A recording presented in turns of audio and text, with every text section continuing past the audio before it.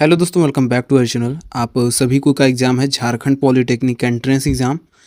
Last exam आप लोग का 5 जुलाई को है। जो 10th लेवल का आपका एग्ज़ाम होगा, ये आपको 5 जुलाई का लास्ट आखिरी एग्ज़ाम है और उससे पहले ही लेटर एंट्री का एग्ज़ाम है। तो देखिए, आपका प्रैक्टिस सेट आपके 5 जुलाई तक ही चलेगा। उसके बाद फिर हम इस पर प्रैक्टिस सेट नहीं चलाएंगे। आपको फिर आगे के अपडेट देते रहेंगे इस यूट्यूब चैनल के ज़रिए।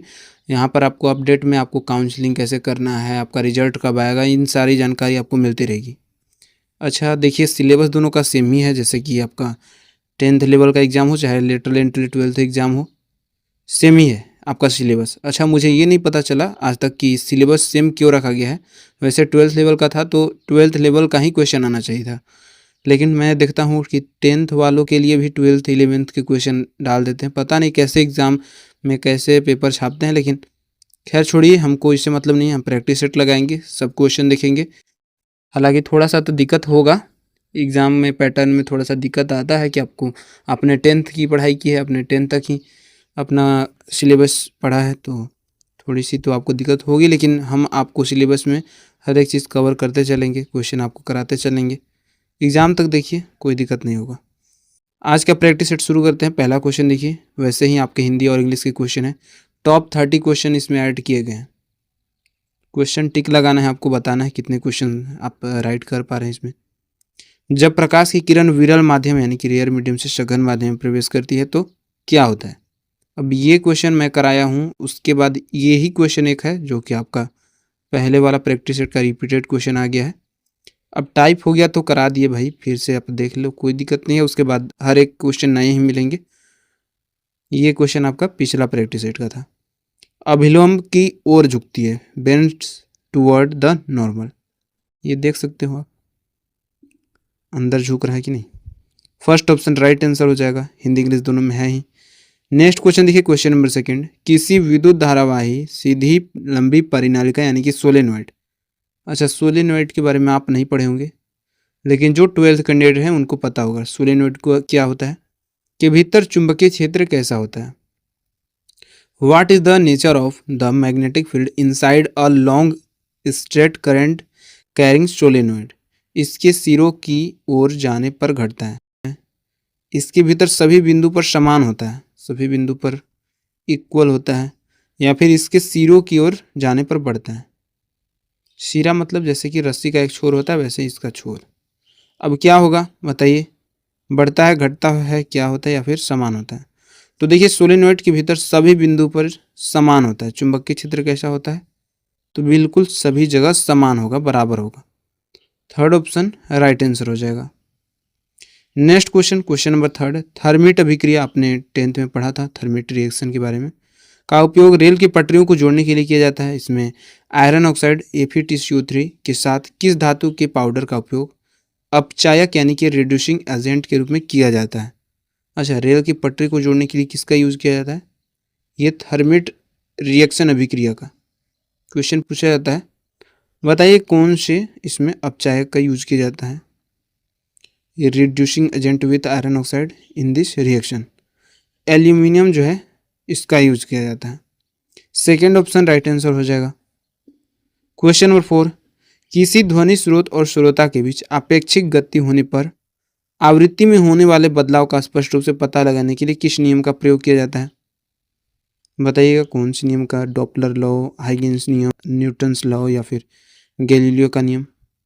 ये दोनों तो होगा नहीं।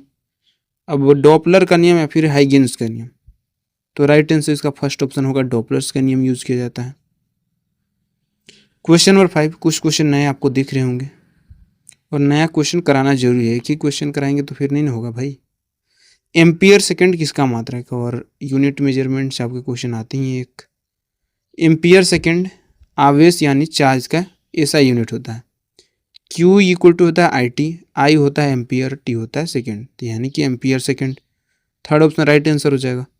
Question number 6। पृथ्वी की चारों ओर परिक्रमा करने वाला एक कृत्रिम उपग्रह यानी कि आर्टिफिशियल सैटेलाइट नीचे क्यों नहीं गिरता है। क्या कारण है, क्योंकि पृथ्वी का जो आकर्षण है ये क्या है, इतनी दूरी पर मौजूद नहीं है, या फिर चंद्रमा के आकर्षण से प्रभावित नहीं है, या फिर कौन सा ऑप्शन राइट आंसर होगा। राइट आंसर हो जाएगा provide the required acceleration for its speed, अपनी गति के लिए आवश्यक त्वरण प्रदान करता है। राइट आंसर 4 ऑप्शन हो जाएगा।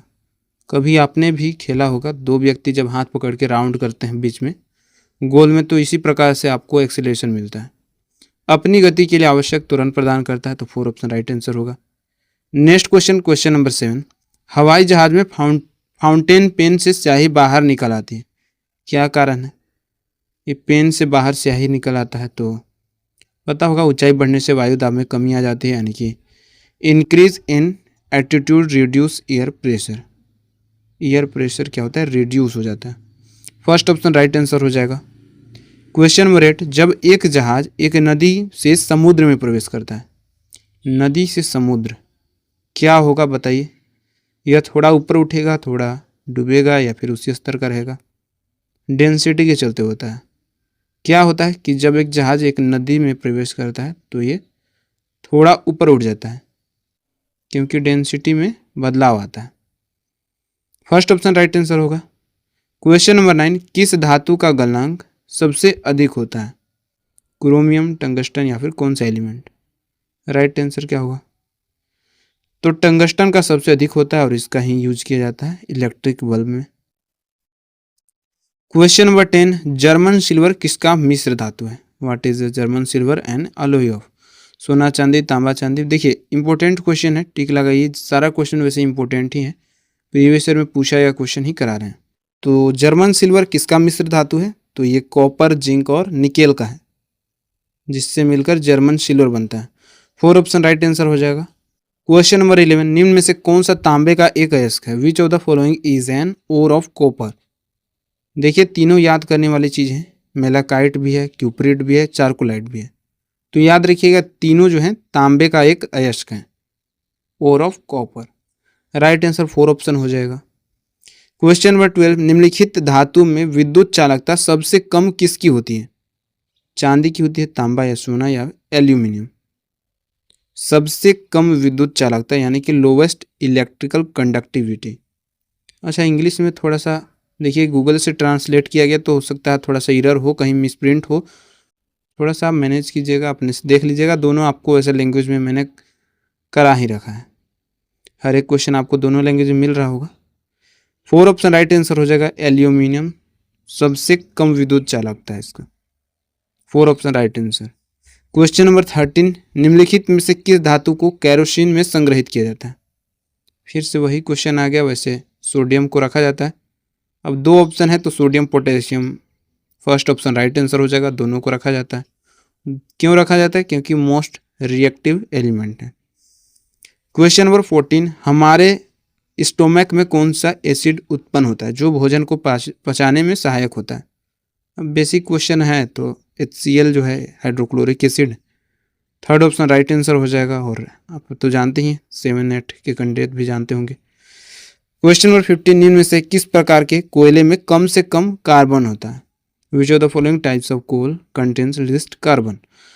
बताइए सबसे कम। वैसे कोयले का बहुत सारा प्रकार है, अब सबसे कम कार्बन इसमें होता है, ये होता है लिग्नाइट। 4 ऑप्शन राइट आंसर हो जाएगा। कोयले के अलग अलग प्रकार हैं भाई।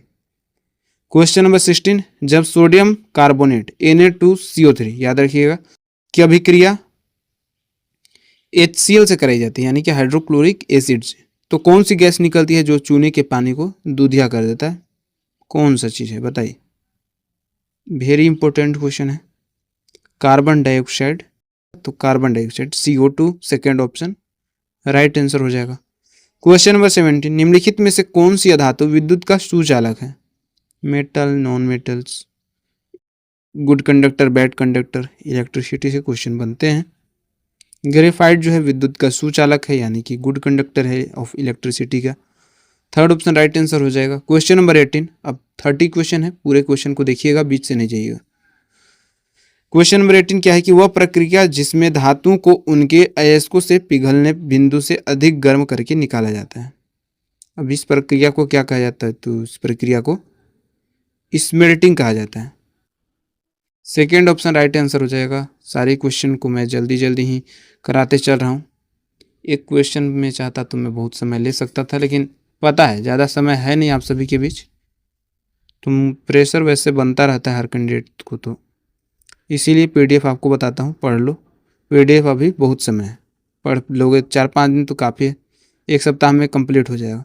क्वेश्चन नंबर 19, किसी उत्तल लेंस के सामने वस्तु को कहाँ रखा जाए कि उसका वास्तविक उल्टा और वस्तु के बिल्कुल बराबर आकार का प्रतिबिंब बने। देखो प्रतिबिंब इमेज आपका यहाँ से बहुत क्वेश्चन बनेगा, जरूर क्वेश्चन बनेगा, इसीलिए इसको हमेशा याद रखते चलना, रिवीजन करते चलना। वेरी इंपॉर्टेंट क्वेश्चन है। कहाँ बनेगा, तो इमेज ये आपका बनता है फोकस दूरी की दुगनी दूरी पर, यानी कि focal length 2f। Second option right answer हो जाएगा। इमेज से बहुत सारा यहाँ पर आपका मैंने बताई है, लेंस, दर्पण, सूत्र, बहुत सारा क्वेश्चन बनता है। क्वेश्चन नंबर 20, कौन सी धातु हथेली पर पिघल जाती है। अब हथेली पर पिघल जाती है रखने मात्र से, कौन सा इसमें धातु है, एलिमेंट है, कौन सा मेटल है, ये है gallium. Second option right answer हो जाएगा। क्वेश्चन नंबर 21, कार्बन का क्रिस्टलीय अपरूप है, कौन सा है, ग्रेफाइट है। 4 ऑप्शन राइट आंसर हो जाएगा, समझाने वाली चीज कुछ है नहीं। क्वेश्चन नंबर 22, लेड पेंसिल बनाने में प्रयोग होने वाला पदार्थ कौन सा है। बिल्कुल बेसिक क्वेश्चन ही है ये सारे, ग्रेफाइट है। अब पेंसिल के जो बीच में होता है, लेड पेंसिल के भी, वो पदार्थ क्या होता है, ग्रेफाइट से बना होता है। क्वेश्चन नंबर 23, समतल दर्पण यानी कि प्लेन मिरर की आवर्धक क्षमता कितनी होती है। इंपॉर्टेंट क्वेश्चन है, टिक लगाइएगा। +1 होता है, जो इसका मैग्निफिकेशन होता है प्लेन मिरर का, तो ये क्या होता है, +1। सेकेंड ऑप्शन राइट आंसर होगा। क्वेश्चन नंबर 24, एथाइन का रासायनिक सूत्र क्या है। एथीन, एथेन, एथाइन, कई बार पूछा जाता है क्वेश्चन। अब तीनों का याद रखिएगा, और आपको याद होगा ही, 10th में आपने पढ़ा ही है। फॉर्मूला क्या होता है और इसका कौन सा बॉन्ड है, कौन सा आबंध है, तो फॉर्मूला तो हो जाएगा C2H2। अच्छा, ऑप्शन अब मुझे मिल गया, मान लो कि C2H2 होता है, इतना पता है, तो इतना ही पर हम टिक नहीं लगा देंगे, थर्ड ऑप्शन। अब मुझे नहीं पता कौन सा बॉन्ड होता है, क्या होता है, इतनी जानकारी मुझे नहीं है ये, क्योंकि मुझे पढ़ना नहीं था, क्योंकि हम तो भाई 10th के कैंडिडेट हैं। कहने का मतलब आप 10th के कैंडिडेट हैं, हम 10th के नहीं हैं, इसीलिए इसको थर्ड ऑप्शन राइट आंसर लगाइए। त्रिआबंध होता है, ट्रिपल बॉन्ड होता है। क्वेश्चन नंबर 25, कार्बन और हाइड्रोजन की यौगिक को क्या कहा जाता है। हाइड्रोकार्बन कहा जाता है। 4 ऑप्शन राइट आंसर हो जाएगा। क्वेश्चन नंबर 26, कोलाइडी कणों द्वारा प्रकाश की किरण के प्रकीर्णन को क्या कहा जाता है। What is the scattering of a beam of light by colloidal particle called. Tyndall effect कहा जाता है। थर्ड ऑप्शन राइट आंसर हो जाएगा। क्वेश्चन नंबर 27, निम्नलिखित में से कौन सा यौगिक ईंट जैसी लाल ज्वाला के साथ जलता है और पानी के साथ तेजी से अभिक्रिया करके बुझा हुआ चूना बनाता है, यानी कि सिलेक्ट लाइम बनाता है। कैल्शियम ऑक्साइड होता है। और सेकेंड ऑप्शन इसका राइट आंसर हो जाएगा। डायरेक्ट टिक लगाइए, समझाने की जरूरत है नहीं, इजी क्वेश्चन है। अब क्वेश्चन नंबर 28 देखिए, फ्लेमिंग के वामहस्त नियम यानी कि फ्लेमिंग लेफ्ट हैंड रूल पढ़े हैं। अब इसमें बताइए तर्जनी जो उंगली होता है ये किस दिशा को दर्शाता है, बताइए किसको रिप्रेजेंट करता है। चालक पर लगने वाले बल की दिशा, या चुंबकीय क्षेत्र की, या विद्युत धारा, या विद्युत धारा की, प्रेरित विद्युत धारा की दिशा, किसको रिप्रेजेंट करता है, किसको इंडिकेट करता है, तो ये चुंबकीय क्षेत्र की दिशा यानी कि मैग्नेटिक फील्ड को रिप्रेजेंट करता है, दर्शाता है। सेकेंड ऑप्शन राइट आंसर होगा। क्वेश्चन नंबर 29, तांबे के बर्तन पर हरी परत का जमना किसके कारण होता है, बताइए किसके कारण होता है, बताइए राइट आंसर टिक लगाइए। तांबे के बर्तन पर हरी परत, ग्रीन कोटिंग का जमना किसके कारण होता है, तो ये होता है कॉपर कार्बोनेट और कॉपर हाइड्रोक्साइड का मिश्रण के कारण। सेकेंड ऑप्शन राइट आंसर हो जाएगा। आज के प्रैक्टिस सेट का लास्ट क्वेश्चन है, question number 30, plaster of Paris यानी कि पीओपी जो कि आर्द्रतारोधी बर्तनों में क्यों रखा जाता है। अच्छा, पीओपी को इस प्रकार से क्यों रखा जाता है, अब इतना तो पता है कि नमी के साथ ये जिप्सम में बदल जाता है, और जो जिप्सम बहुत कठोर हो जाता है, क्योंकि यह नमी के साथ अभिक्रिया करके जिप्सम में बदल जाता है और कठोर हो जाता है। सेकेंड ऑप्शन राइट आंसर हो जाएगा। और लगभग देखा जाए क्वेश्चन आसान ही थे, कुछ क्वेश्चन थे जो कि आपके 12th के सिलेबस पर आधारित थे। वैसे मैंने 10th के ही सारे क्वेश्चन ऐड किए थे। ठीक है, बताइएगा कितने क्वेश्चन सही कर पा रहे हैं।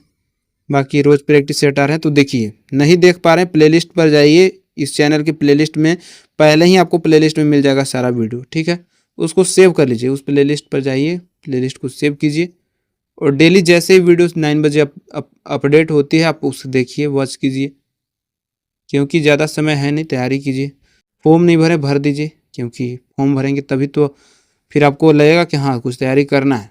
वैसे फिर लास्ट टाइम में आप भरते रहोगे ये सोच के कि भरें या ना भरें तो फिर कुछ होगा भी नहीं। इसलिए अगर भरना है टाइम पे भर दो, क्यों लास्ट में लेट क्यों करना है, पेमेंट भी फंसता है लास्ट में। तो अपना टाइम रहते सब चीज़ कर लेना चाहिए। देखो मैं हर रोज़ अपना टाइम रहते वीडियोज़ अपलोड कर देता हूँ। बाकी अभी भी समय है PDF लेने के लिए, तैयारी को आखिरी समय में और भी अच्छे से आप कर सकते हो। PDF के लिए कैसे लेना है आपको सारा चीज़ बताया ही गया है, चैनल के डिस्क्रिप्शन में लिंक है, लिंक पर क्लिक कीजिए, व्हाट्सएप पर आप मैसेज कीजिए, आपको PDF मिल जाएगा पेमेंट करने के बाद। ठीक है, और कोई मन में सवाल हो पूछिएगा, कमेंट का जवाब मिलेगा, 100% मिलेगा, क्यों नहीं मिलेगा। ठीक है, तो अभी के लिए बस इतना ही, मिलते हैं नेक्स्ट वीडियो में, धन्यवाद।